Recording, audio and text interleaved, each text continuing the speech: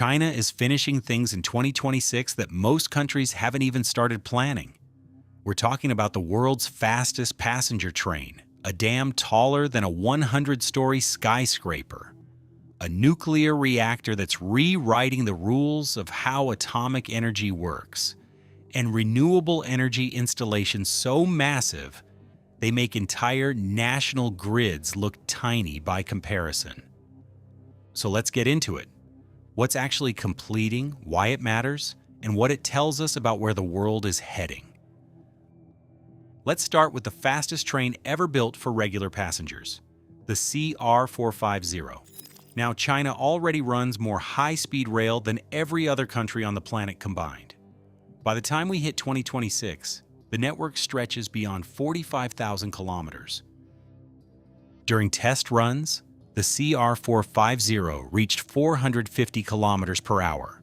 To put that in perspective, most high-speed trains in Europe top out somewhere between 300 and 320. Japan's famous Shinkansen runs below 320. Even France's TGV, one of the fastest services in the Western world, stays in that same range. So how do you go faster without turning the whole thing into an engineering nightmare? It's not one single breakthrough. It's dozens of small ones stacked on top of each other. Engineers redesigned the nose to cut air resistance at extreme speeds. They shaved weight from the body. They improved the braking systems, the vibration control, the power efficiency. Even sound management became critical because at 400 kilometers per hour, air pressure stops being a comfort issue and starts being a structural one.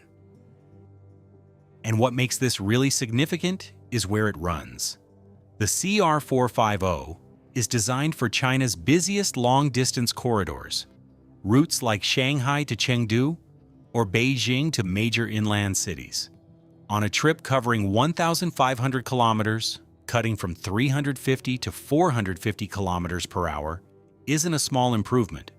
It's hours off the journey. An overnight trip becomes a same-day trip. That changes everything about how businesses operate and where people choose to live. Now, while trains are reshaping how China moves people across land, one of the country's most ambitious airport projects is also crossing the finish line in 2026. That project is Xiangan International Airport, built for the coastal city of Xiamen. And this isn't an upgrade to an existing facility. It's a brand new airport built almost entirely on reclaimed land in the sea.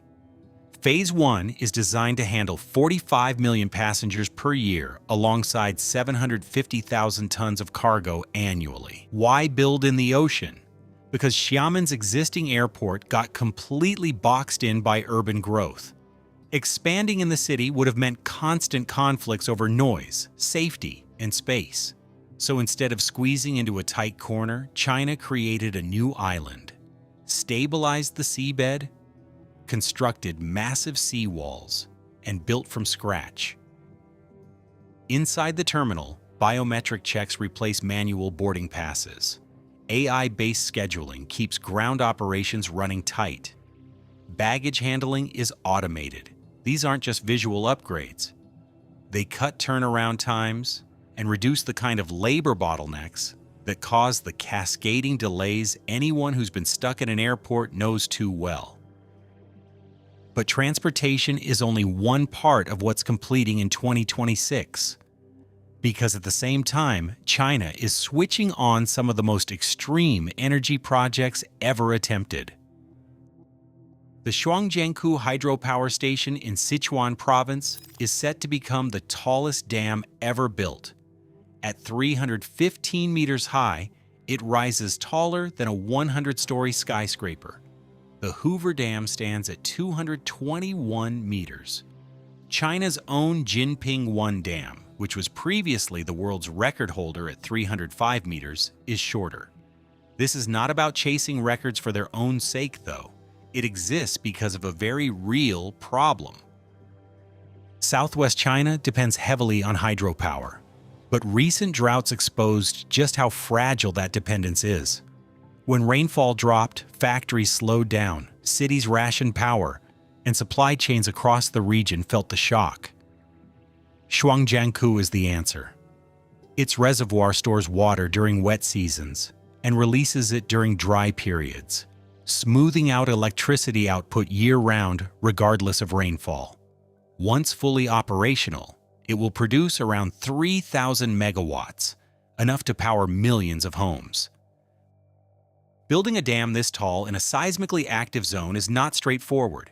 Engineers chose a concrete-faced rock-fill design rather than a traditional gravity structure because that type absorbs seismic stress by flexing slightly instead of cracking. Everything from excavation to concrete temperature control had to be managed with unusual precision.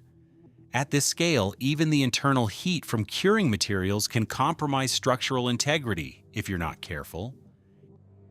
And then there's something arguably even more significant completing in the same year, something that changes what nuclear power itself looks like going forward.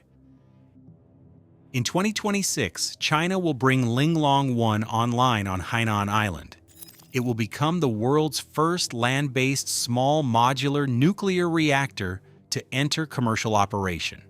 And its output, about 125 megawatts, sounds modest compared to the 1,000 megawatt giants most people associate with nuclear energy.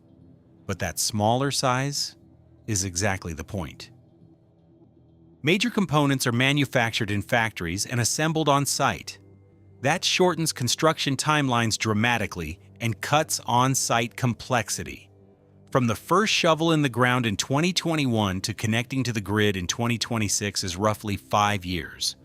Less than half the time large reactors typically require. And the safety case is different too. Small modular reactors use passive safety systems that don't depend on external power or human action to shut down safely. If cooling fails, the physics just takes over. Heat dissipates naturally. And while nuclear handles the reliable baseline, China's renewable build-out by 2026 reaches a scale that's genuinely hard to wrap your head around. Massive solar and wind energy bases in the Tibetan Plateau and northern desert regions are completing installations that cover hundreds of square kilometers. One solar base alone spans over 600 square kilometers, roughly the size of a major city. But these aren't just fields of panels. They're fully integrated systems, connected to grid-scale battery storage and ultra-high voltage transmission lines that move electricity thousands of kilometers. Those transmission lines operate at 1,100 kilovolts, a level almost no other country runs at scale. Each line moves as much electricity as several nuclear reactors combined, with relatively low losses over long distances. The pace of all of this is hard to fully absorb. In a single recent year, China added over 200 gigawatts of solar capacity alone. That's more than the total installed solar power of most developed countries combined. Whether you see China's approach as overreach or foresight probably depends on what happens next. But the projects are real, the timelines are real, and the scale is unlike anything the modern world has seen in a single year. If you enjoyed this video, hit like and subscribe for more stories about the technologies reshaping our world. Thanks for watching, and I'll see you in the next one.